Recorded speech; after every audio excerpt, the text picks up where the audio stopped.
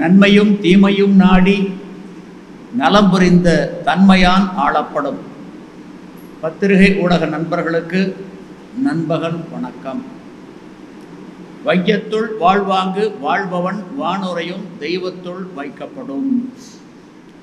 பெருந்தலைவர் காமராஜர் அவர்களுடைய பிறந்த நாள் இன்று. தெய்வமாகிய அவரை வணங்குகின்றோம். கள் இறக்குவதும் பருகுவதும் இந்திய அரசியலமைப்பு சட்டம் மக்களுக்கு கொடுத்திருக்கும் உணவு தேடும் உரிமை. இதை முன்னிறுத்தி வரும் 27ஆம் தேதி திருச்சியில் கள் விடுதலை மாநாட்டை நாங்கள் நடத்தவிருக்கின்றோம். புதிய தமிழக கட்சியினுடைய தலைவர் டாக்டர் கிருஷ்ணசாமி அவர்கள் இந்த மாநாட்டுக்கு அரசு தடை விதிக்க வேண்டும் என தலைமைச் செயலாளர் அவர்களிடம் முறையிட்டிருக்கின்றார். இந்த முறையீடு அரசியலமைப்பு சட்டத்துக்கு எதிரானது. அரசியலமைப்பு சட்டத்தை அவமதிக்கும் ஒரு போக்கே ஆகும். இதை புதிய தமிழக கட்சியினுடைய தலைவர் கிருஷ்ணசாமி அவர்கள் உணர்ந்து கொள்ள வேண்டும். கள் ஒரு தடை செய்யப்பட வேண்டிய போதைப் பொருள்தான், மதுதான் என்ற நிலைப்பாட்டை அவர்கள் கொண்டிருக்கின்றார்கள். அப்படிப்பட்ட நபர் கள்ளியக்கத்துடன் வாதிட முன்வர வேண்டும். முதுகில் குத்துகின்ற அந்த போக்குக்கு முற்றுப்புள்ளி வைக்க வேண்டும் அவரும் அவருடைய மகனும். இனிமேலும் இந்த மாதிரி தவறுகளை அவர்கள் செய்யக்கூடாது. கள்ளியக்கத்துடன் வாதத்துக்கு வர வேண்டும். இது ஒரு விளைநிலம் தமிழ்நாடு, அவர்களுடைய வேட்டைக்காடு அல்ல. அந்த வாத விவாதம் இதே சென்னையில் ஒரு அரங்கில் நடைபெறும். சட்டம் ஒழுங்கு பாதுகாப்பு கருதி பத்திரிகை ஊடக நண்பர்கள் மட்டுமே பார்வையாளர்களாக இருப்பர். நேரடி ஒளிபரப்பும் இருக்கும். அந்த வாத விவாதத்தில் அவர் கள்ளும் ஒரு தடை செய்யப்பட வேண்டிய போதைப் பொருள்தான், மதுதான். இறக்குமதி மதுக்களும் இந்திய தயாரிப்பு அயல்நாட்டு மதுக்களும் கள்ளை விட நல்லவை. கள்ளியக்கம் கொண்டு இருக்கக்கூடிய கோரிக்கைகளில் நியாயமே இல்லை. கள்ளும் ஒரு கொடிய விஷம்தான் என அவர் நிரூபித்து விட்டார். கள்ளியக்கம் தன்னுடைய நிலைப்பாட்டை மாற்றிக்கொள்ளும், தோல்வியை தவறை ஒப்புக்கொள்ளும். வெற்றி பெற்ற அவருக்கு 10 கோடி ரூபாய் பரிசையும் கொடுக்கும். அப்படி ஒரு நிலை வருகின்ற பொழுது இந்திய அளவில் அவர் பேசப்படுவார். தமிழ்நாட்டு வாக்காளர் இதயங்களில் அவர் இடம் பிடிப்பார். வரும் 2026 தேர்தலில் அது அவருக்கு ஆதரவான வாக்குகளாக மாறும். அவர் கட்சி வெற்றி பெறுவதும் அவர் முதலமைச்சராவதும் உறுதி ஆகும். இந்த அரிய வாய்ப்பினை கிருஷ்ணசாமி அவர்களும் அவர்களுடைய மகன் இளைஞரணி தலைவர் மருத்துவர் ஷியாம் கிருஷ்ணசாமி அவர்களும் பயன்படுத்தி கொள்ள வேண்டும். முதுகில் குத்துகின்ற அந்த கோழைத்தனமான ஒரு செயலுக்கு முற்றுப்புள்ளி வைக்க வேண்டும் என நாங்கள் கேட்டுக்கொள்கின்றோம். தொடர்ந்து இனிமேல் இந்த தவறுகளை செய்தால் அதனுடைய விளைவு விபரீதமாக இருக்கும் என நாங்கள் எச்சரிக்கை விடுக்கின்றோம்.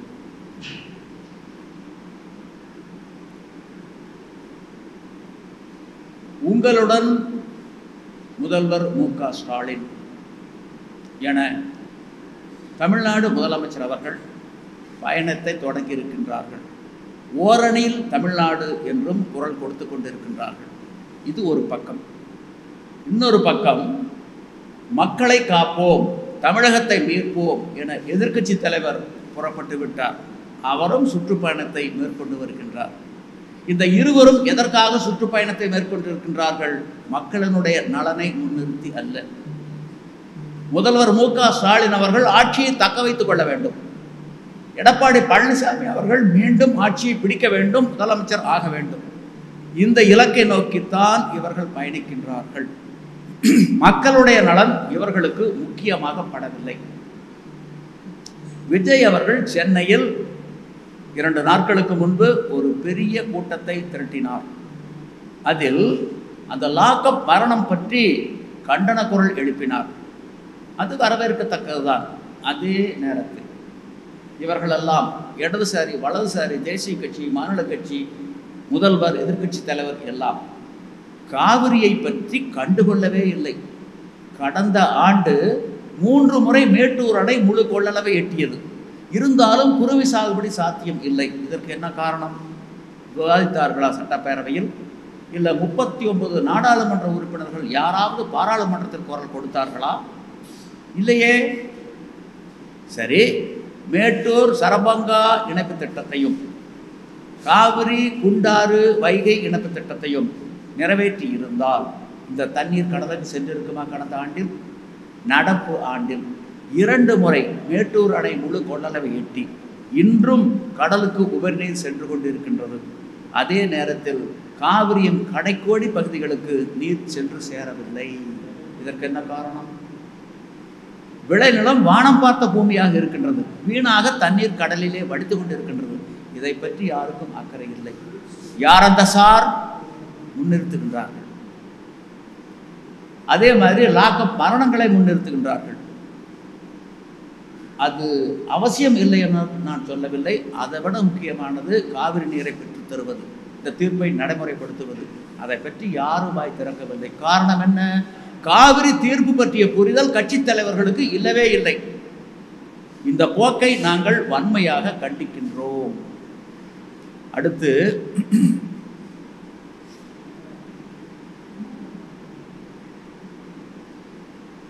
வரும் டிசம்பர் மாதம் திருச்சியில் கள் விடுதலை மற்றும் மதுவிலக்கு மாநாடு நடைபெறும். இந்த மாநாட்டில் சில முக்கிய முடிவுகள் எடுத்து அறிவிப்பதாக இருக்கின்றோம். இந்த மாநாடு ஒரு திருப்பு முனையை ஏற்படுத்தும். ஒட்டுமொத்த தமிழ்நாட்டையே திரும்பி பார்க்க வைக்கும். வரும் 2026 தேர்தல் வெற்றி தோல்வியை நிர்ணயம் செய்யும் சக்தி இந்த மாநாட்டுக்கு இருக்கும். இந்த மாநாட்டுக்கு சிறப்பு அழைப்பாளராக பீகாரினுடைய முதலமைச்சர் நிதிஷ்குமார் வரவிருக்கின்றார். ஏன் நிதிஷ்குமார் அவர்களை அழைக்கின்றோம் என்றால், 9 ஆண்டுகளுக்கு முன்பு பீகாரில் பூரண மது விலக்கு கொண்டு வரப்பட்டது. அப்போது அங்கே சாராயத்துக்கு, இறக்குமதி மதுக்களுக்கு, இந்திய தயாரிப்பு அயல்நாட்டு மதுக்களுக்கு தடை, கள்ளுக்கு விலக்களிப்பு. அண்மையில் குற்ற ஆவண பதிவில் குறிப்பிடுகின்ற பொழுது பீகாரில் பூரண மது விலக்கு கொண்டு வரப்பட்ட பிறகு சாலை விபத்துக்களும் குற்றங்களும் வெகுவாக குறைந்து போய் உள்ளன. குடும்பங்களில் அமைதி நிலவுகின்றது. இது பெருமிதமாக இருக்கின்றது. அங்கும் கள்ளச்சாராய சாவுகள் ஏற்பட்டன. அந்த அரசு நிவாரணம் கொடுக்க மறுத்துவிட்டது. நிவாரணம் கொடுத்தால் அது ஒரு தவறான முன் உதாரணம் ஆகிவிடும். கள்ளச்சாராய உற்பத்தி, விற்பனை, நுகர்வு, சாவுகளை அது ஊக்குவித்ததாக அமையும் என அரசு தரப்பு அப்போது சொல்லியது.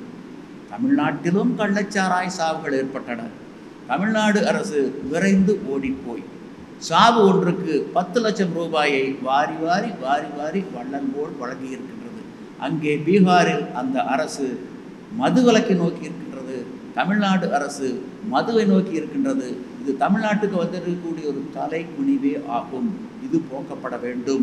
பீகாரை பின்பற்றி தமிழ்நாட்டிலும் மதுவிலக்கு மற்றும் மது கொள்கை மாற்றியமைக்கப்பட வேண்டும் என்பதுதான் அந்த மாநாட்டினுடைய இலக்கு, நோக்கம். இந்த மாநாடு வெற்றி பெறும்.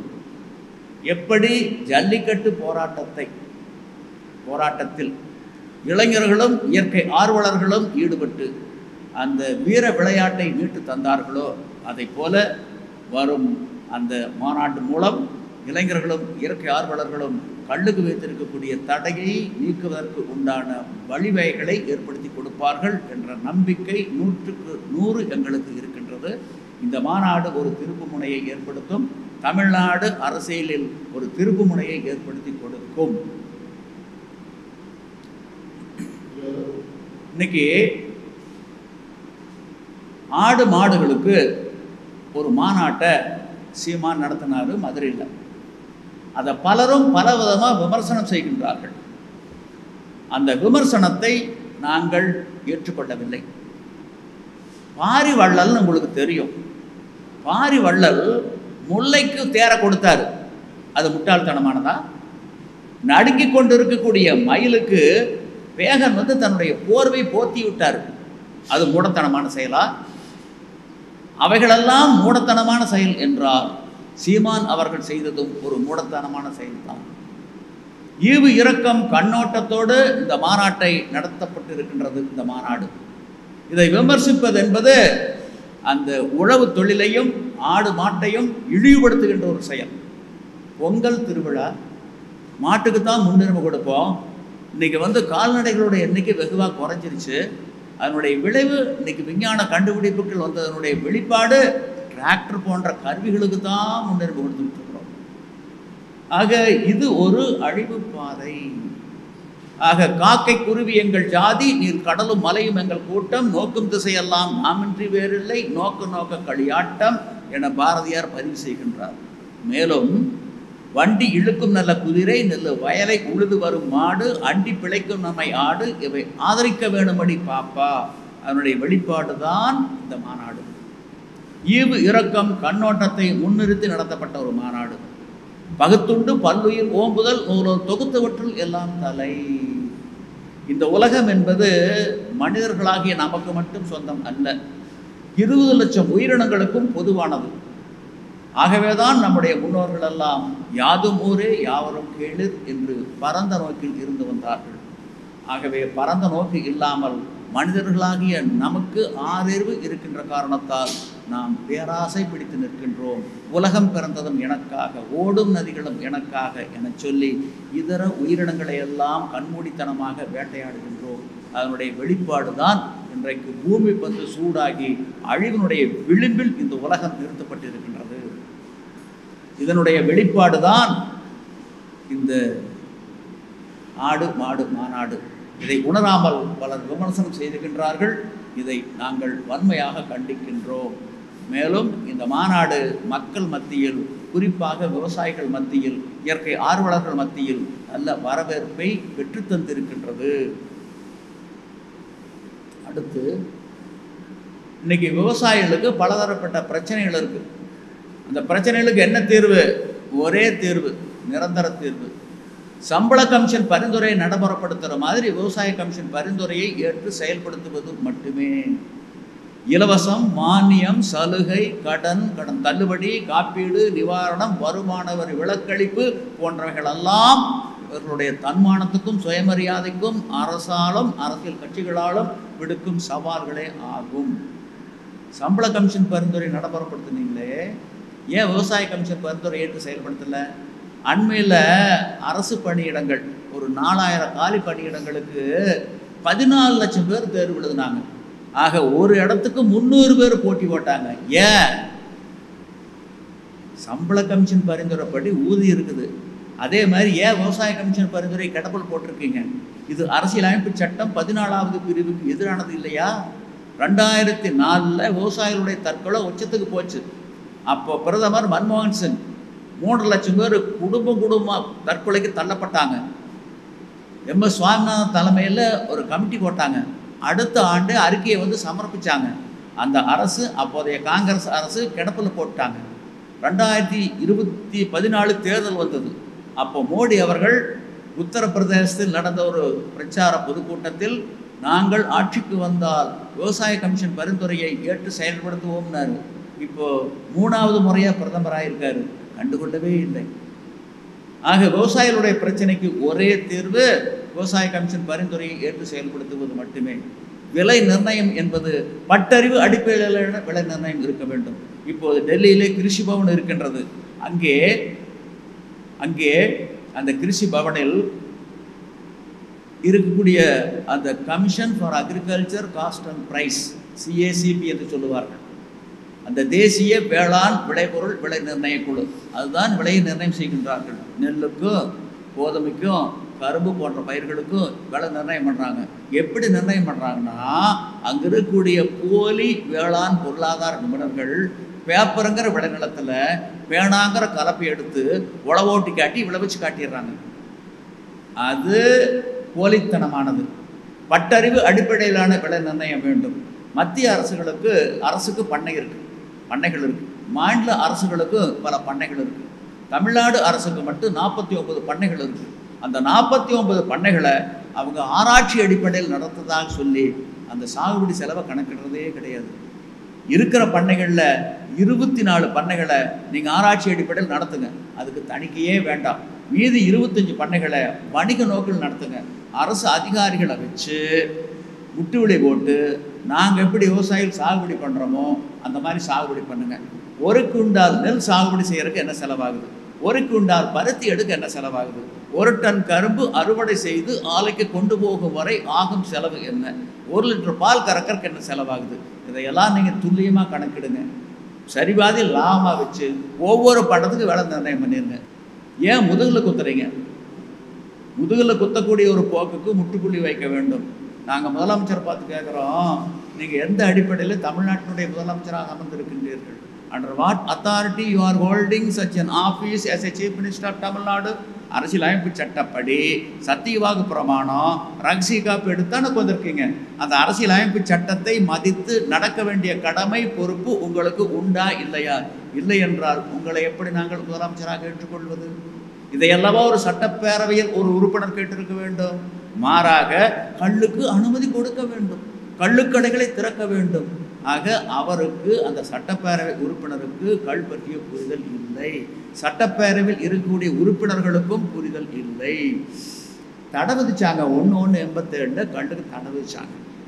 காரணம், கல்லில் கலப்படம் செஞ்சாங்க, கலப்படத்தை கட்டுப்படுத்த முடியல, ஆகவே தடை. It is not policy, it is inefficiency of the government. இது அரசனுடைய கைலாகாத்தனம், இது கொள்கை முடிவு அல்ல. இதையெல்லவா நீதிமன்றம் கேட்டிருக்க வேண்டும். நீதிமன்றம் இது தமிழ்நாடு அரசனுடைய கொள்கை முடிவு, நீதிமன்றம் தலையிடாது என ஒதுங்கி இருப்பது உண்மையிலேயே அரசியலமைப்பு சட்டத்துக்கு எதிரானது, புறம்பானது. ஆக கலப்படத்தை காரணம் காட்டி நீங்கள் கல்லுக்கு தடை விதித்தீர்கள். பக்கத்தில் பாண்டியில், கேரளாவில், தெலுங்கானாவில், ஆந்திராவில், அண்டை மாநிலங்களில், உலக அளவில் எங்கும் கல்லுக்கு தடை கிடையாது. அங்கும் கலப்படம் செய்வார்கள் அல்லவா?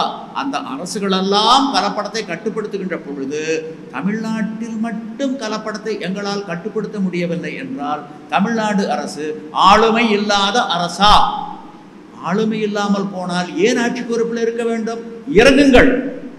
ஆளுமை உள்ளவர் அந்த முதல்வர் நாற்காலில் அமரட்டும். இதையல்லவா ஒரு தலைவர் கேட்க வேண்டும் மேடையில்?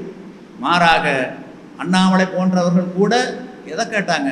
கள்ளுக்கு அனுமதி கொடுக்க வேண்டும், கள்ளுக்கடைகளை திறக்க வேண்டும். கல் பற்றிய புரிதலும் இல்லை, அரசியலமைப்பு சட்டம் பற்றிய தெளிவும் இல்லை. அதனுடைய வெளிப்பாடு தான் கல் தடை தமிழ்நாட்டில் 38 ஆண்டுகளுக்கு மேலாக தொடர்கின்றது. இங்கே வள்ளுவருக்கு கோட்டம், வள்ளுவருக்கு வானளாவிய சிலை, ஒரு அரசு பேருந்தில் வள்ளுவருடைய படம், வள்ளுவருடைய குரல். வள்ளுவர் என்ன சொல்லியிருக்காரு? எவ்வது உறைவது உலகம், உலகத்தோடு அவ்வது உறைவது அறிவு. உலகத்தோடு ஒட்ட ஒழுகல் பலகற்றும் கல்லார் அறிவிலதார். அடுத்த ஒரு குரலை சொல்றாரு பாருங்க, ஒரு படி மேல போய், உலகத்தார் உண்டென்பது இல்லென்பான் வையத்து அழகையா வைக்கப்படும். ஒட்டுமொத்த உலக கள்ள உணவுன்னு சொல்றாங்க. தமிழ்நாட்டில் மட்டும் சில அரசியல் கட்சி தலைவர்களும் ஆட்சியாளர்களும் இது கல் அல்ல, கல் உணவல்ல, இது போதைப் பொருள், இது மது என குறுக்கு சால் ஓட்டுகின்றார்கள். இப்படி குறுக்கு சால் ஓட்டுவோனை ஒருமையில் தான் பதிவு பண்றாரு. உலக பேய்ப்பட்டியலில் வைக்கப்பட வேண்டும்.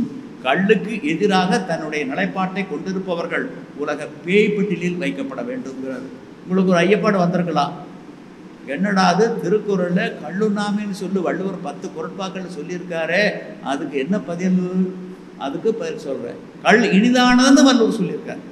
உள்ள கழித்தலும் காண மகிழ்தலும் கல்லுக்கியல் காமத்துக்கு உண்டு. உள்ளினும் தீரா பெருமகிழ் செய்தலால் கல்லினும் காமம் இனிது. உண்டார்கள் அல்லது அடனரா காமம் போல் கண்டார் மகிழ் செய்தல் என்று ஒரு சில தலைவர்கள் சொல்றாங்க. வள்ளுவர் சொல்லியிருக்காரு கல்லு நாம என்ன, இவங்க கல்லு வேணுங்கிறாங்க. எந்த விதத்தில் நியாயம்? ஆமா, வள்ளுவர் கொல்லாமேன்னு சொல்றாரு, புலால் ஒண்ணாமேன்னு சொல்றாரு. இதே தமிழ்நாட்டில் இருக்கக்கூடிய கசாப் கடையெல்லாம் மூடிடலாமா? வள்ளுவர் சொல்லியிருக்காரு கொல்லாமை புலால் ஒண்ணாமை. ஆட்டை அடிக்கக்கூடாது, மாட்டை அடிக்கக்கூடாது, கறி திங்கக்கூடாது. சரி, கல்லுண்ணாமைன்னு சொன்னாரு, கள் குடிக்கக்கூடாது. அதே மாதிரி புலால் ஒண்ணாமைன்னு சொல்லியிருக்காரு. ஏன் நீங்கள் ஆட்டுக்கறி, மாட்டுக்கறி, கோழிக்கறி, பன்றிக்கறி எல்லாம் திங்கிறீங்க? அதை நிறுத்திடுங்க. வள்ளுவர் சொன்னாரு கொல்லாமை புலால் ஒண்ணாமைன்னு. மீனவர்கள் கடலுக்கு போக மாட்டாங்க, வள்ளுவர் சொல்லியிருக்காரு. தடுத்து நிறுத்திட்டா இலங்கைக்கு தமிழ்நாட்டுக்கு இருக்கக்கூடிய மீனவர் பிரச்சனைக்கு முற்றுப்புள்ளி வச்சிடலாமே. வள்ளுவர் சொன்னது சட்டம் சார்ந்த ஒன்று அல்ல, ஒழுக்கம் சார்ந்த ஒன்று.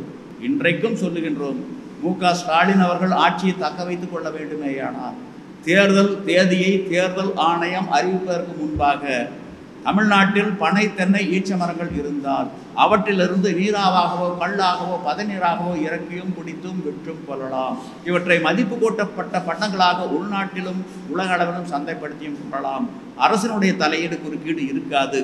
ஏலம் கடை இல்லவே இல்லை என்ற அறிவிப்பை வெளியிட்டால் ஆட்சியை தக்க வைத்து கொள்ள முடியும். ஆகவே இவர்களெல்லாம் ஒரு குறளை முன்னிறுத்தி எப்பொருள் யார் யார்வாய் கேட்பினும் அப்பொருள் மெய்ப்பொருள் காண்பது அறிவு. வள்ளுவர் என்ன சொன்னார்? வள்ளுவராகிய நான் சொன்னாலும், பெற்றவர்கள் சொன்னாலும், பெரியவர்கள் சொன்னாலும், ஆன்றோர்கள் சொன்னாலும், ஆட்சியில் இருந்தவர்கள் சொன்னாலும், இருப்பவர்கள் சொன்னாலும், ஏன் ஆண்டவனே சொன்னாலும் நீ அப்படியே ஏற்றுக்கொள்ளாதே. அதில் இருக்கக்கூடிய உண்மையை அறிந்து தெரிந்து புரிந்து தெளிந்து கொள்ளுவதை கொள்ளு, தள்ளுவதை தொல்லு. அதுதாண்டா பகுத்தறிவுனாரு முடியும். அவர் ஆட்சியை பிடிக்க முடியும். இந்த அரிய வாய்ப்பினை இவர்கள் பயன்படுத்தி கொள்ள வேண்டும்.